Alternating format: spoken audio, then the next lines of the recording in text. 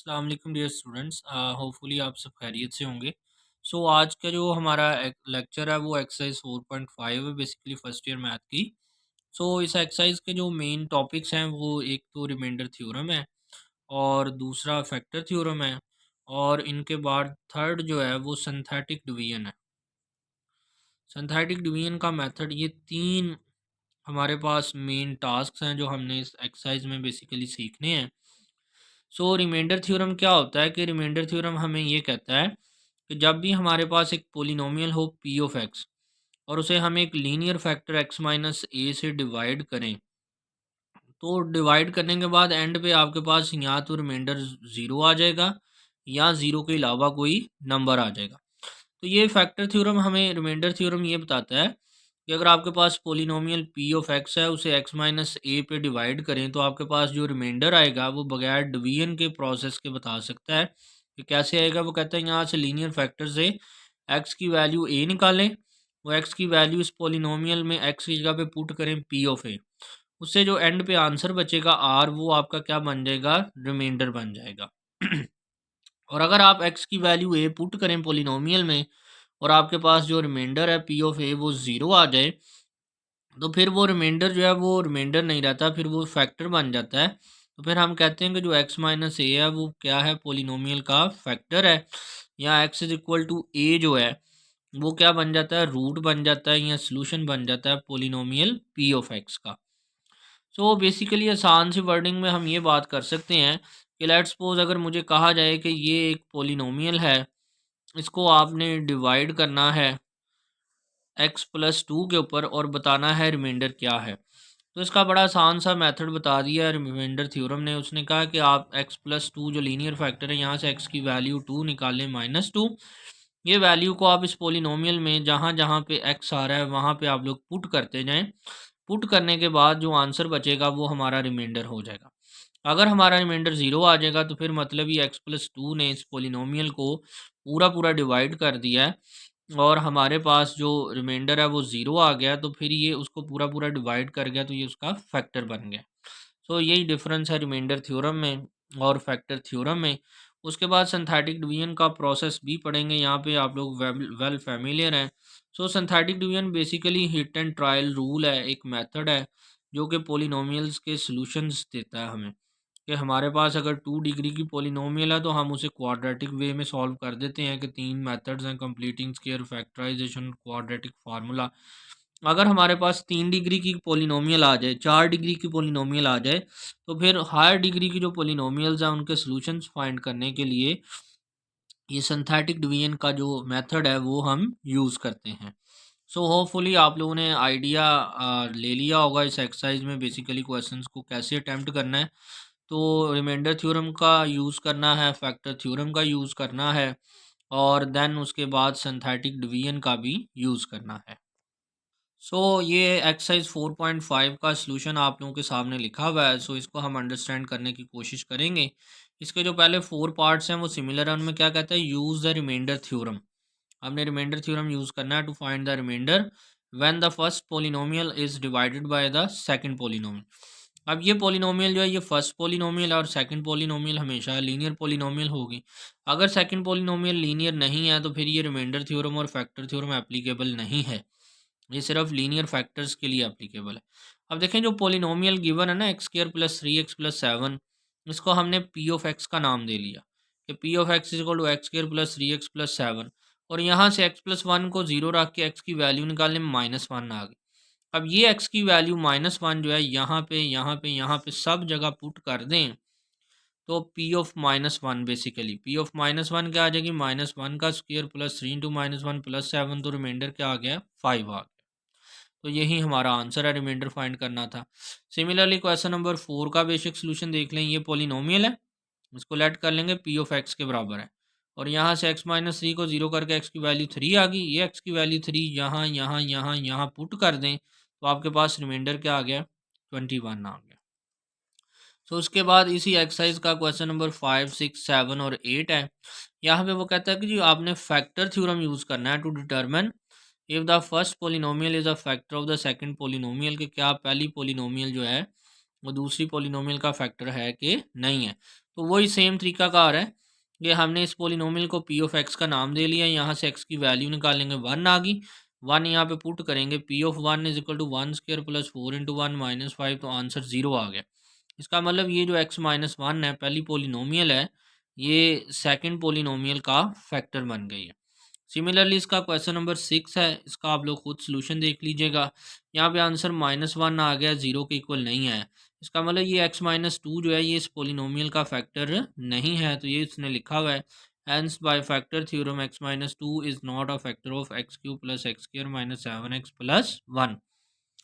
उसके बाद part number question number 7 है, यहाँ पे ये पोलिनोमियल है, इसमें अब वेरिएबल ओमेगा है, x नहीं है, तो यहाँ से इस पोलिनोमियल को पी ऑफ ओमेगा का नाम दे देंगे। यहाँ से ओमेगा की वैल्यू -2 निकालेंगे, ओमेगा की वैल्यू -2 यहाँ पे सब जगह पुट करेंगे।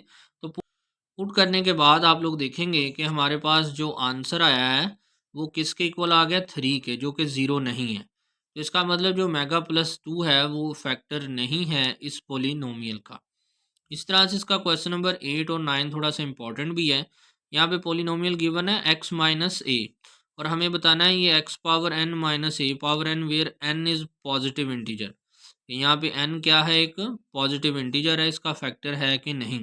तो हमने इस पोलिनोमियल को नाम दिया पी ऑफ एक्स का, x माइनस ए को 0 किया तो x का आंसर a आ गया। यहाँ पे भी x का आंसर a पुट करें, पी ऑफ ए, यहाँ पे भी a पावर n और यहाँ पे भी a पावर n, तो a पावर n प्लस में और माइनस में कट गए तो आंसर 0 आ गया। इसका मतलब जो x माइनस ए है ये इस पोलिनोमियल का एक फैक्टर बन गया है। सिमिलरली उसके बाद क्वेश्चन नंबर 9 है, यहाँ पे क्वेश्चन x प्लस ए बताना है कि इसका फैक्टर है कि नहीं, और n जो है यहाँ पे एक ऑड इंटीजर है। ये m मैटर करता है कि अगर आपके पास n ऑड इंटीजर है तो फिर ये क्या बनेगा। अब देखें इस पोलिनोमियल को पी ऑफ एक्स का नाम दे दिया, X power n plus A power n, और x plus A is equal to 0 किया तो यहाँ से x का आंसर आ गया माइनस ए। अब x का आंसर माइनस ए यहाँ पे पुट करें, P of minus A which is equal to minus A power n और प्लस ए पावर n। अब ये माइनस ए पावर n, अब n जो है वो ऑड इंटीजर है, तो जब भी माइनस की पावर ऑड होती है तो वो माइनस ही रहता है, तो ये माइनस का ए एन आंसर आ गया। तो ये कट के तो आंसर इसका फिर क्या बन गया है, 0। इसका मतलब x प्लस ए जो है वो फैक्टर बन गया है x power n plus A power n का। सिमिलरली क्वेश्चन नंबर 10 को अब देखिएगा, उसने उसने बता दिया कि जब भी इस पोलिनोमियल को हम x-2 से डिवाइड करते हैं तो हमारा रिमाइंडर 1 आ रहा है, तो find the value of k, कि ये जो k है यहाँ पे कोएफिशिएंट x² का अननोन है, ये k की हमें वैल्यू फाइंड आउट करनी है। तो अब देखें सबसे पहले उसने इस पोलिनोमियल को p ऑफ x का नाम दिया, यहाँ से x-2 को 0 किया तो x की वैल्यू आ गई है 2। अब ये x की वैल्यू 2 यहाँ पे यहाँ पे यहाँ पे यहाँ पे सब जगह पुट कर दें तो आपके पास इसका आंसर किसके इक्वल आ गया, वो आंसर इक्वल आ गया 4k प्लस 35 के। अब ये जो 1 है ये कहाँ से लिखा है, क्योंकि उसने बताया था कि रिमाइंडर 1 आता है, मतलब यहाँ से x की वैल्यू 2 सब जगह पुट करें तो p ऑफ 2 जो है वो किसके बराबर आता है, 1 के। तो ये जो p ऑफ 2 है इसकी वैल्यू उसने 1 लिख दी है, तो 1 is equal to 4k plus 35, तो 4k is equal to 1 minus 35, 35 उधर चल के माइनस का हो गया, तो यहाँ से माइनस का 34 और यहाँ से k का आंसर जो है माइनस के 17/2 आ गया है। तो यही हमारे पास k का आंसर है। सो क्वेश्चन का सलूशन देख लीजिएगा और होपफुली आप लोग उसके आइडिया तक पहुंच जाएंगे कि उसने हमें रिमाइंडर भी अब बता दिया कि p की वैल्यू 2 पुट करने के बाद जो आंसर आना है वो 1 है, तो हम p ऑफ 2 को 1 के इक्वल रख लेते हैं और वहाँ से k का आंसर आ जाएगा। सिमिलरली क्वेश्चन नंबर 11 है, क्वेश्चन नंबर 11 में भी सेम बात है, उसने कहा कि जब भी इस पोलिनोमियल को इस पोलिनोमियल पे डिवाइड करेंगे तो रिमाइंडर 14 आएगा, यानी कि p ऑफ 2 जो है वो आपके पास इस क्वेश्चन में किसके बराबर है, 14 के, तो आपने k की वैल्यू बतानी है। तो इसी पोलिनोमियल को p ऑफ x का नाम देते हैं, that is x³ plus 2x² plus kx plus 4, और x की वैल्यू 2 यहाँ पे पुट की p ऑफ 2 में, और p ऑफ 2 किसके बराबर है, 4 के। तो ये सारी वैल्यू पुट करने के बाद आपके पास आंसर क्या है, आपके पास आंसर आया 2k प्लस 20, और रिमाइंडर 14 के बराबर है तो 14 के बराबर रख लें। 14 is equal to 2k plus 20, तो 20 उधर चल के माइनस का 20 बन गया, तो 2k इज इक्वल टू -6, और यहाँ से k का आंसर आ गया -6/2 इज इक्वल टू -3। तो यही k का आंसर है जी। उसके बाद एक्सरसाइज का क्वेश्चन नंबर 12 से 16 तक जो है ये सिंथेटिक डिवीजन से रिलेटेड है। तो अब वो इनके क्वेश्चन में कह रहा है कि आप लोगों ने सिंथेटिक डिवीजन की मदद से शो करना है कि ये x जो है वो सॉल्यूशन है इस पोलिनोमियल का, कि यानी कि x इज इक्वल टू 2 जो है वो इसका पोलिनोमियल का सॉल्यूशन है। यानी कि जब भी इस x को इस पोलिनोमियल से डिवाइड करेंगे तो रिमाइंडर 2 आता है। सॉल्यूशन होने का मतलब ये बात बनती है कि रिमाइंडर 0 आएगा। तो आप लोगों को पता है सिंथेटिक डिवीजन के मेथड में आप लोग क्या करते हैं, अगर इस पोलिनोमियल को p ऑफ x के इक्वल लेट कर लें, x³ माइनस 7x और प्लस 6। अब यहाँ पे देखिएगा कि x³ है तो x³ लिख दिया, x² वाली टर्म यहाँ पे मिसिंग है तो उसका कोएफिशिएंट 0 है, और प्लस माइनस के 7x और प्लस 6, तो ये 1 कोएफिशिएंट, ये 0, ये -7 और ये 6 लिख लिया है। अब इस 2 के ऊपर डिवाइड करना है आप सब ने, तो क्या करते होते हैं सिंथेटिक डिवीजन में, ये 1 तो पहले एज इट इज़ नीचे लिख लेते हैं। अब इस 2 को 1 से मल्टीप्लाई किया तो आंसर 2 आ गया, तो ये 2 लिख दिया। इन दोनों नंबर्स को ऐड कर लें आप लोग, 0 + 2, तो आंसर आ गया +2। अब इस 2 को मल्टीप्लाई किया तो +4, तो प्लस के 4 और माइनस के 7 -3 आ गए। +2 को -3 से मल्टीप्लाई किया तो आंसर -6 आ गया, तो ये कट के रिमाइंडर हमारे पास क्या आ गया है, 0। तो इसका मतलब ये हो गया कि 2 को जब भी इस पोलिनोमियल पे डिवाइड करेंगे तो आंसर 0 आ रहा है। इसका मतलब ये 2 जो है इस इक्वेशन का पोलिनोमियल का रूट भी है, सॉल्यूशन भी है। अब आगे वो कह रहा है कि इस पोलिनोमियल को फैक्टराइज करें। तो ये देखें, उसने पहली बात तो ये लिख दी कि as remainder is 0, so x equal to 2 is a solution of polynomial p of x, और x minus 2 is a factor of p of x। अब ये जो क्वेश्चन आप लोगों के पास ये टर्म बच गई है, ये x पावर 0, x पावर 1 और x स्क्वायर का कोएफिशिएंट है, यानी कि x square plus 2x minus 3 is equal to 0। तो इस क्वाड्रेटिक इक्वेशन के दो फैक्टर्स कर लें तो x+3 और x-1 बन जाते हैं, और ये x इज इक्वल टू 2 से x-2 इज इक्वल टू 0 तीसरा फैक्टर बन गया। तो मतलब आपकी ये जो पोलिनोमियल है, इसको उसने चूंकि एंड पे कहा हुआ है कम्प्लीटली फैक्टराइज करें, इसके फैक्टर्स करें, तो x³ माइनस 7x प्लस 6 जो पोलिनोमियल है ये किसके इक्वल है, x-2 ये वाला फैक्टर और x+3 और x-1 फैक्टर के। तो ये इसका सोल्यूशन बन गया। सिमिलरली क्वेश्चन नंबर 13 है, उसको भी देख लीजिएगा। इस पोलिनोमियल को लेट करेंगे p ऑफ x के बराबर है।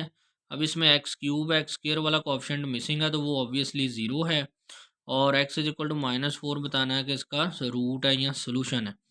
तो ये कोएफिशिएंट्स लिखें 1 0 -28 -48 -4 लिखा। ये 1 वैसे 4 को -1 से मल्टीप्लाई किया -4, दोनों को ऐड करें -4, 4 4 टाइम्स 16, दोनों को ऐड करें तो माइनस के 12 -4 और -12 प्लस 48, तो रिमाइंडर क्या आ गया, 0। इसका मतलब x इज इक्वल टू -4 जो है ये इस पोलिनोमियल का सोल्यूशन है, या x + 4 इज इक्वल टू 0 ये इस पोलिनोमियल का फैक्टर है। तो हमने ये बात तो बता दी कि as remainder is 0, so x is equal to -4 is solution of p of x, और x + 4 is a factor of p of x। अब ये जो क्वेश्चन बच गया नीचे, ये 1 -4 और -12, तो ये x² -4x -12 is equal to 0 है। तो यहाँ से इसके दो फैक्टर्स बन गए, x-6 और x+2। इसका मतलब ये x³ -28 x-48 जो है इसके फैक्टराइज करें इस पोलिनोमियल को, तो दो फैक्टर्स ये आ गए x+2 और x-6, और एक x+4 ये ऊपर वाला फैक्टर आ गया। तो ये तीन फैक्टर्स जो हैं इस पोलिनोमियल के फैक्टर्स बन रहे हैं। तो हमने इस पोलिनोमियल को कम्प्लीटली फैक्टराइज कर दिया है।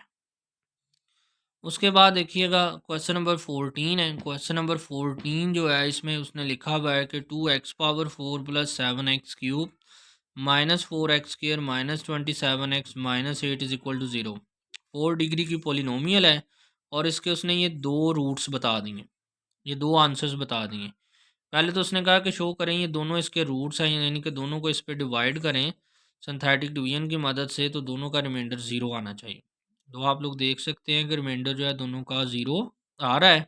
ये कोएफिशिएंट 2 लिखा, 7 लिखा, -4 लिखा, -27 और -8। सो पहले उसने 2 के साथ इसकी सिंथेटिक डिवीजन करके बताया रिमाइंडर 0 है, और उसी आंसर के ऊपर -3 के साथ करके बताया रिमाइंडर 0 है। तो आप लोग पहले 3 से भी कर सकते हैं माइनस के, और फिर बाद में 2 से भी कर सकते हैं।